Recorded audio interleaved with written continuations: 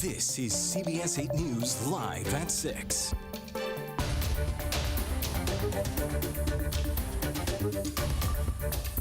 We start tonight with breaking news in the East County, where police confirm an officer shot and killed a person in Crest.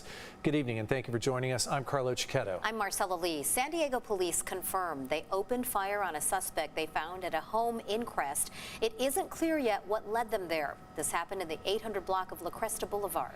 This is sheriff's jurisdiction, and they were called in as backup. San Diego police say they were led to the home, but it's not clear yet if that means there was some kind of chase, if there was a warrant being served, or if there was some kind of follow-up to an investigation. Officers reportedly opened fire shortly after they arrived at the home. We're told the unidentified suspect was armed. We have a crew on the way to the scene, and we'll bring you any new details as we get them here and on all our online platforms.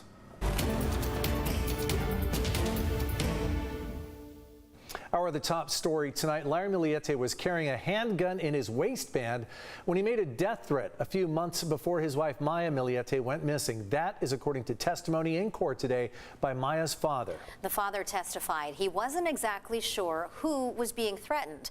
But as CBS 8's David Gottfredson reports, court records show Larry Millete thought his wife was having an affair. The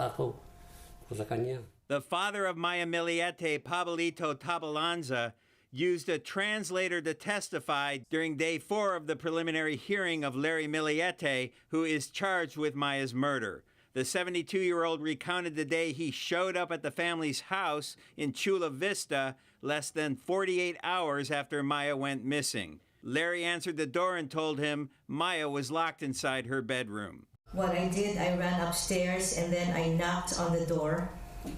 Walang sumagot. No one answered. Binundol ko ng binundol yung kwan, wala. I just kept bumping the door. I kept doing it repeatedly. He banged on the door for 5 minutes and finally, Sabi niya, meron. When no one was answering, I asked Larry if he has a key. He said, yes, I have. He took the key out of his pocket and then he opened the door. Maya was not inside. Later, Larry put his arm around his father-in-law, according to testimony, and said this. He told me, like, don't worry, Papa, she will be back, and I cannot do that to her because I love her.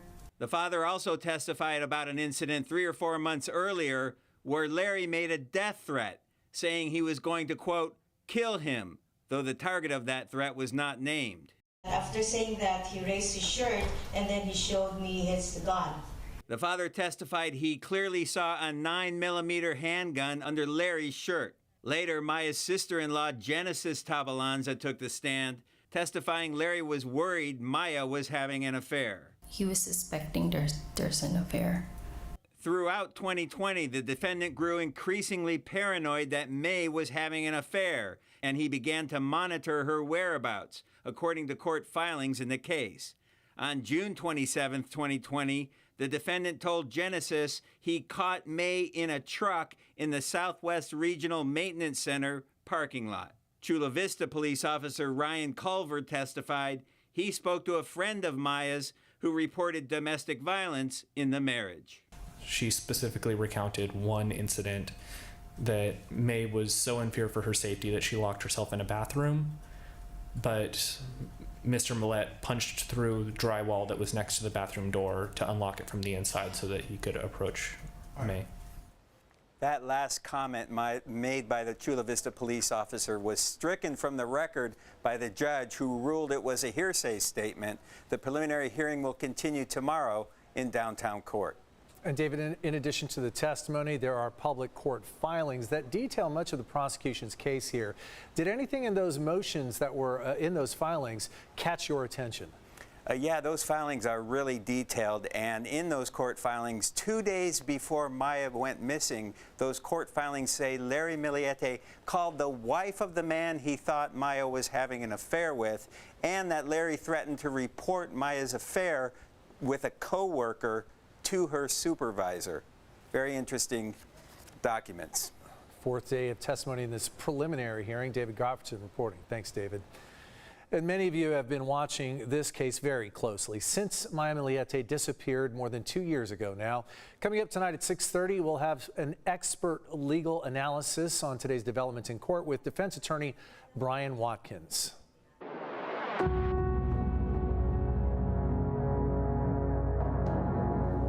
The storms and all of the rain they brought have moved out for now, but they have left a lot of damage across San Diego County. CBS 8's Ariana Cohen shows us the damage in Ocean Beach, Encinitas, and La Jolla. And she also takes us to Wind & Sea Beach, where surfers say they're surprised at what they're seeing. Ariana?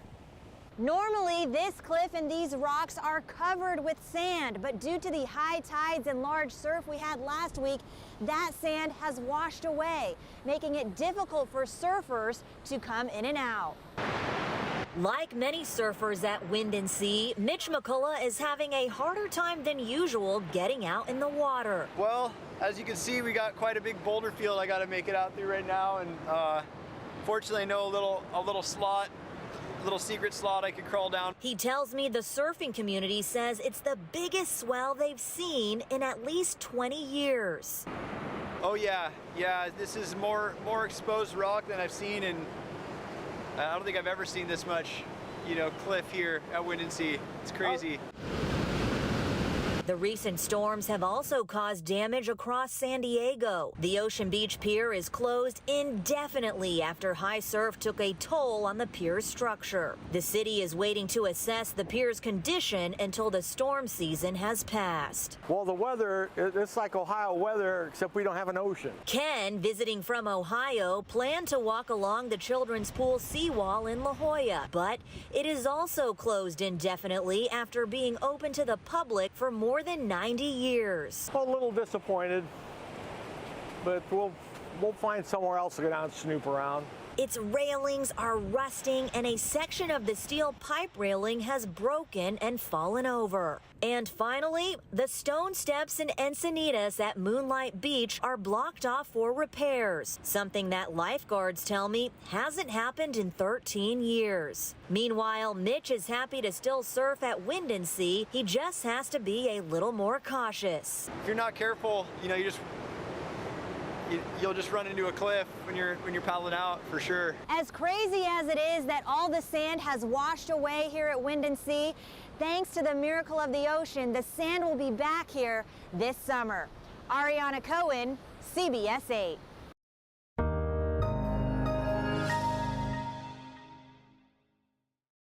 Have brought in a very, very big adjustment right along the coast. We've been dealing with those large breaking waves, still talking about high surf advisory. That's going to continue all the way until 10 p.m. for tonight. Surf coming down a little bit, so about 5 to 10 feet for today, 4 to 7 by tomorrow. The small craft advisory for boaters has also been extended. Now that's going to go into the early morning hours for Wednesday. We're talking about nonstop storm systems on parade. That's been the case since we started this new year. Wraparound moisture has brought in some showers as well as some mountain snow, but for tonight we're just gearing up for the cold air right behind that area of low pressure as it pushes over the Four Corners. We are looking at cloudy skies for tomorrow along the coast, starting off the morning with some cloud cover. By the afternoon hours, some sunshine, but we do have some showers in the forecast. Not heavy rain, but showers. That looks to return in the forecast by the afternoon hours on Thursday, so we will time that out in your complete forecast coming up. Carlo? Thanks, Carlene. Flat tires and cracked rims. If you've been out on the roads lately, then you've seen it for yourself. Potholes getting worse, growing with our recent storms. Our Brian White hit the road today working for you to see what effect the rain has had on this ongoing problem. These potholes at the corner of Claremont Mesa Boulevard and Convoy Street seem to be getting bigger. Oh yeah, there's some really big ones out there today and quite dangerous. I also took a drive on Balboa Avenue and I had to dodge one pothole after another, weaving in and out of them. It's kind of like playing Frogger, trying to avoid them and avoid the cars that are along with the flow of traffic. Before long, I came across the biggest one of all, here west of the 805 with cones on either end. Tore up the front end of my Jaguar tire and it's terrible. It's going to tear up everybody's cars. I spotted Anna Mills and her family on Convoy Street after they ran over a pothole and blew a tire. I felt a big bump, and I also felt the fender of my front tire go into the hole. My whole tire side was wobbling. It went right back here, and it was so deep. I attempted to change their flat tire with a spare, but after 20 minutes of turning these rusty lug nuts, they just wouldn't come off, so they called AAA. And AAA couldn't get them off either. So a tow truck hauled their car away to a tire shop. Despite the inconvenience, Anna was happy to learn she could be reimbursed by the city for her car damage since it was caused by a pothole. Last week, we were getting 100 plus pothole notifications a day. Anthony Santacroce with the city of San Diego says they have 9 trucks and crews working hard around the city, patching potholes every day, often patching 30 or more in a day. And with the rain, there's been an uptick in reports. What happens is the rain, the water comes down, gets into those cracks, gets under the asphalt, and destabilizes the base layer. And once you destabilize the base layer, and then a big truck with its wheels comes and just keeps hitting that pothole, you kind of break it up, right? And the top layers kind of just crumble apart. For information on submitting a claim for reimbursement on car repairs, whether it be tires, wheel alignment, or anything else from potholes, just go to CBS8.com. Working for you, Brian White, CBS 8. And here at CBS 8, we want to help solve problems affecting you. If there's something you'd like us to look into, email us at workingforyou@cbs8.com. The storms also dumped a lot of snow up in our local mountains. Coming up tonight at 6:34, CBS 8's Rocio de la Fe shows us how San Diegans and other visitors are really taking advantage of playing in the snow. President Biden will be in California on Thursday to see storm damage firsthand. The president says he has been in touch with California leaders.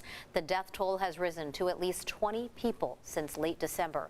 Tonight, evacuation orders remain in place for parts of the state.